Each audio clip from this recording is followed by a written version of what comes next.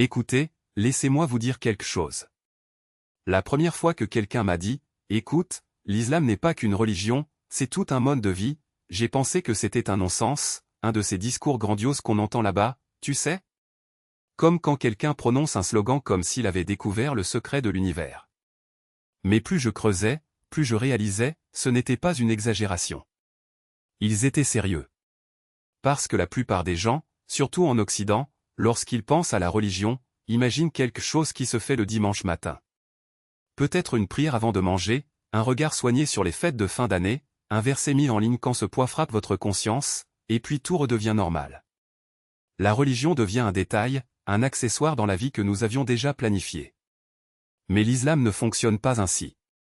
Il entre dans votre vie et dit « Non, monsieur. Nous ne sommes pas seulement votre émission du dimanche. Nous sommes votre routine matinale, la façon dont vous dépensez votre argent, ce que vous mettez dans votre assiette, la façon dont vous traitez votre conjoint, la façon dont vous concluez une affaire, et même la façon dont vous vous comportez dans la salle de bain. Nous sommes ce que vous ressentez, ce qui domine votre ego, le but qui vous fait vous réveiller. Et ce qui vous passe par la tête lorsque vous êtes au lit à 2 heures du matin, en pensant au sens de tout cela. C'est à ce moment-là que j'ai eu ma première frayeur. J'ai pensé, attends une minute, as-tu des règles pour tout? Et je ne parle pas de ces interdictions ennuyeuses du type, ne fais pas ceci, ne fais pas cela. Je parle d'un manuel complet pour vivre dignement. Comment manger avec respect, comment parler sans mentir, comment traiter ses aînés, comment se calmer quand la colère bouillonne, comment élever des enfants qui ne se transformeront pas en monstres, comment gagner de l'argent sans vendre son âme, comment garder son corps propre, comment dormir, comment se réveiller, comment diriger sans devenir un tyran. Tous. Je restais là, la bouche ouverte, pensant, bon sang, je pensais que la religion consistait simplement à adorer Dieu et à montrer son bon caractère le mardi après-midi. Mais non. L'islam ne sépare pas le culte de la vie réelle. En islam, la façon dont vous traitez votre femme est une adoration. La façon dont vous gérez votre argent est un culte. La façon dont vous parlez au serveur est de l'adoration.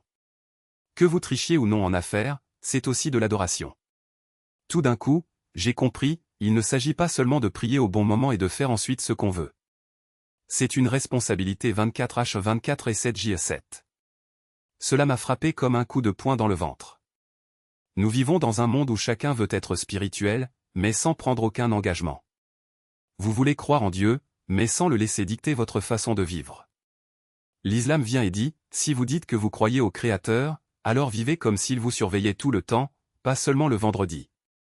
Je me souviens du moment où tout avait un sens. Quelqu'un m'a montré un enseignement du prophète Mohammed, que la paix soit sur lui. Il a dit que les meilleurs d'entre vous sont ceux qui ont le meilleur caractère. Et j'ai pensé, attends une minute. La religion ne consiste pas à savoir qui prie le plus longtemps, qui jeûne le plus, qui semble le plus saint. Il s'agit de savoir qui a le meilleur caractère. Celui qui maîtrise sa langue, traite les gens équitablement, tient ses promesses, reste humble même lorsqu'il est au sommet. C'est là que j'ai compris, ce n'est pas seulement un système de croyance, c'est un système d'amélioration. Ce n'est pas quelque chose que l'on visite, c'est quelque chose que l'on devient. Et puis est venue la prise de conscience, peut-être que la raison pour laquelle les gens comprennent si mal l'islam est parce qu'ils ne voient que l'étiquette, pas le style de vie. Ils voient des musulmans prier, mais ils ne savent pas que la prière avait pour but de discipliner l'âme. Ils voient les restrictions alimentaires, mais ils ne comprennent pas qu'ils vous entraînent à dire non à vos désirs alors qu'ils veulent dominer votre vie. Ils entendent parler de pudeur vestimentaire, mais ils ne réalisent pas que la véritable pudeur vient du cœur, protégeant les gens d'être traités comme des objets ou des statistiques. Chaque règle que je pensais n'être qu'un rituel religieux s'est avérée être un entraînement mental, émotionnel et spirituel. L'islam ne veut pas vous rendre obéissant, il veut vous guérir. Et c'est quelque chose que personne ne m'a jamais dit quand j'étais enfant en Virginie occidentale, assis au fond de l'église, à faire des blagues. Plus j'y approfondissais, plus je réalisais autre chose, l'islam ne s'occupe pas seulement de votre vie spirituelle, il envahit votre vie réelle. Nous vivons dans un monde où les gens ont une religion, mais ils sont toujours stressés, perdus, brisés intérieurement, confus entre le bien et le mal, se disputant sur qui ils sont, se réveillant avec ce vide dans la poitrine, comme s'il leur manquait quelque chose de fondamental. Parce que la plupart des religions d'aujourd'hui sont comme une application sur votre téléphone portable. Vous l'ouvrez quand vous avez besoin de confort, vous le fermez quand vous n'en avez plus envie. Mais l'islam est le système opérationnel. Ce n'est pas une application que vous installez, c'est l'appareil sur lequel vous vivez. Il ne s'agit pas seulement de croire en Dieu, mais d'organiser toute votre vie autour de cette croyance. Et ça, oui, ça vous transforme. Car à quoi sert d'avoir la foi si cela n'améliore pas son tempérament? À quoi bon prier si vous continuez à mentir, à tricher, à être arrogant, grossier, à traiter la vie comme un jeu dans lequel vous seul comptez? Et j'ai remarqué une chose, en islam, rien n'est juste personnel. Votre argent n'appartient pas uniquement à vous. Il faut le partager avec ceux qui en ont besoin. Votre temps n'est pas seulement le vôtre. Vous devrez rendre compte de la façon dont vous l'avez utilisé. Votre famille n'est pas seulement la vôtre. Vous devez l'honorer, élever correctement vos enfants, prendre soin de vos parents lorsqu'ils vieillissent. Même votre corps n'appartient pas seulement au vôtre. Dieu vous l'a donné, vous ne pouvez donc pas le détruire avec de la drogue, de l'alcool ou un mode de vie qui détruit votre paix. Tout est connecté. Tout a une responsabilité. Et pour être honnête, au début, c'était trop intense. J'ai pensé, attendez une minute, vous avez des règles pour la nourriture, pour les contrats commerciaux, pour le mariage, pour la manière de mettre fin à un mariage, pour l'héritage, pour le commerce, pour la façon de parler, pour l'hygiène, pour l'hospitalité, pour la guerre, pour faire la paix, même pour aller aux toilettes. Je pensais que c'était exagéré. Mais ensuite, le constat s'est produit, chaque fois que les êtres humains tentent de vivre sans règles, ils se détruisent eux-mêmes. Lorsque l'argent n'est pas guidé, il devient corruption. Lorsque le mariage n'est pas guidé, il se transforme en trahison et en foyer brisé. Lorsque les désirs ne sont pas maîtrisés, ils deviennent des dépendances. Lorsque le pouvoir n'a pas de limite, il devient oppression. Lorsque l'ego n'est pas contrôlé, il se transforme en arrogance. Soudain, j'ai compris, peut-être que les règles n'étaient pas d'actualité, mais plutôt des garde-fous. Et le plus fou? Plus je lisais, plus je voyais que l'islam n'est pas venu pour contrôler les gens, mais pour les protéger. Protéger les pauvres des riches, protéger les femmes contre l'utilisation et le rejet, protéger les enfants de grandir sans parents, protéger la société des escrocs, protéger le cœur de l'envie, de la jalousie, de l'avidité, protéger l'âme de penser qu'elle n'a pas besoin de Dieu. Maintenant, je réalise, ce n'est pas une religion basée sur la peur. C'est une religion basée sur la prévention. Elle n'attend pas que vous gâchiez votre vie pour vous dire « venez prier pour ça ». Elle construit une vie où il n'est même pas nécessaire de toucher le fond. C'est la vraie liberté. Parce que la liberté ne consiste pas à faire ce que l'on veut, il s'agit d'avoir le pouvoir de choisir ce qui est juste, même lorsque personne ne nous regarde. Et le monde vend une idée de liberté qui n'est qu'un piège déguisé en autonomie, soyez vous-même, faites ce qui vous rend heureux, ne laissez personne vous dire quoi faire. Mais personne ne vous prévient que, sans guide, cette liberté devient un labyrinthe sans issue. Vous courez après des plaisirs qui ne vous comblent pas, des rêves qui ne vous complètent pas, des relations qui vous vident. Et quand la poussière retombe, vous réalisez que vous avez passé des années à courir après le vent. Mais l'islam ne vous laisse pas dans le noir. Il vous donne la boussole avant la tempête. Il ne s'agit pas de restreindre, mais de diriger. Il ne s'agit pas de supprimer des choix, il s'agit de vous montrer quels choix en valent la peine. Parce qu'en fin de compte, tout le monde veut la paix. Tout le monde veut un but. Tout le monde veut se sentir entier. La différence est que la plupart des gens recherchent cela au mauvais endroit. Ils cherchent de l'argent qui disparaît. Dans le statut, qui est passager. En amour, qui peut trahir. Au pouvoir, qui corrompt. Et quand rien de tout cela ne tient, ils se perdent et se demandent « Où ai-je fait une erreur ?» Mais l'islam vous dit « Vous n'aviez pas tort de chercher.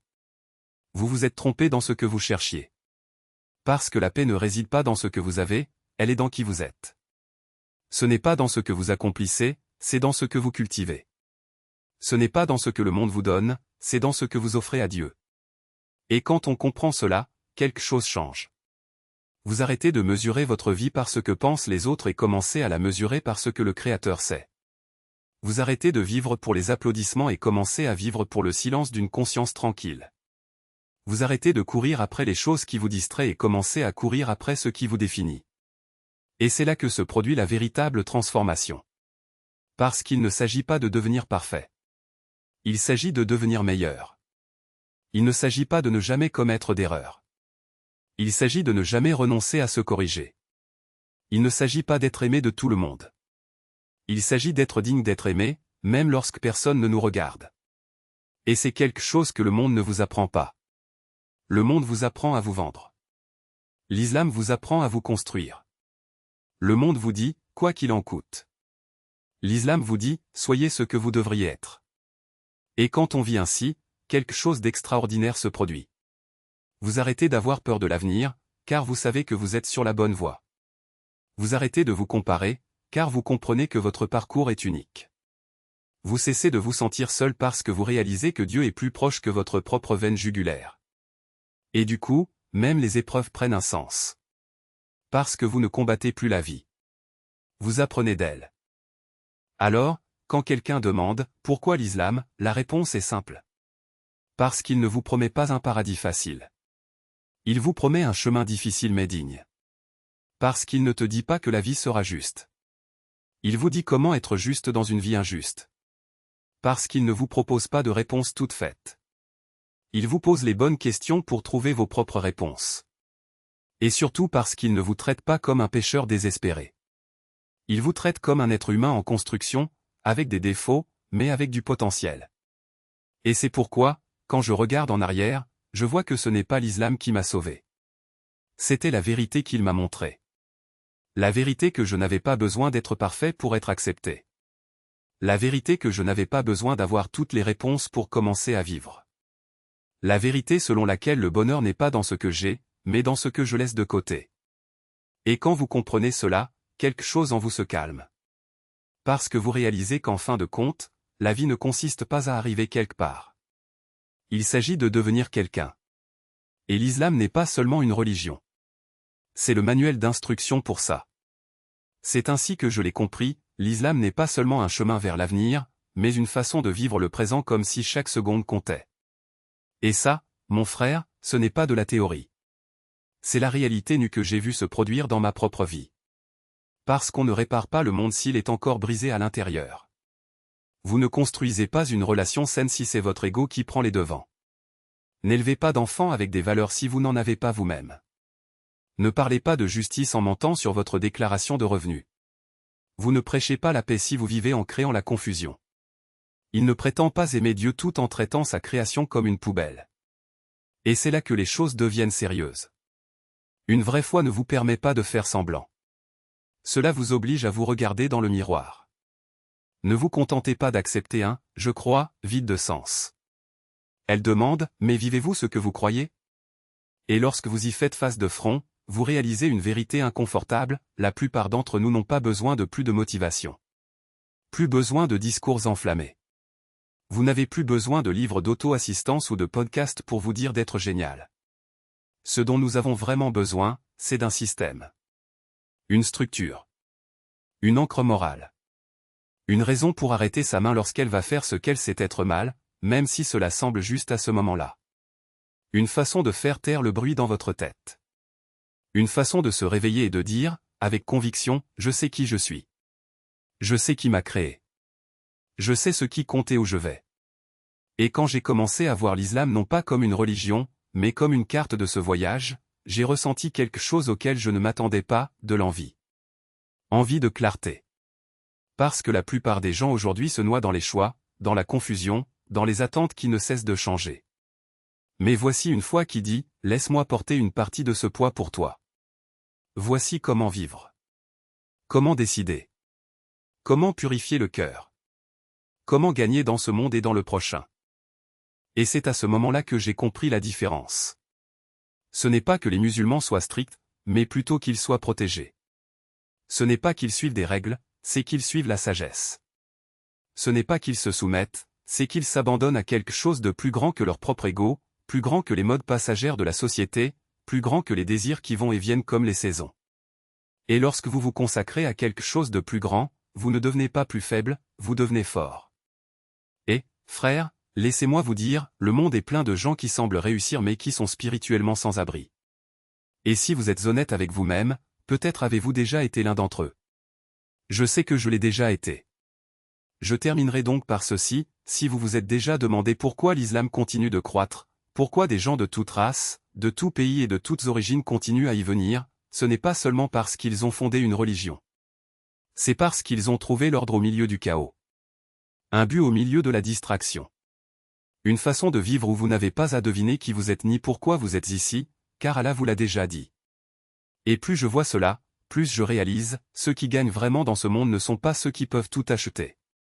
Ce sont eux qui ont trouvé quelque chose que l'argent ne peut pas acheter, la clarté, la discipline, le but, la paix.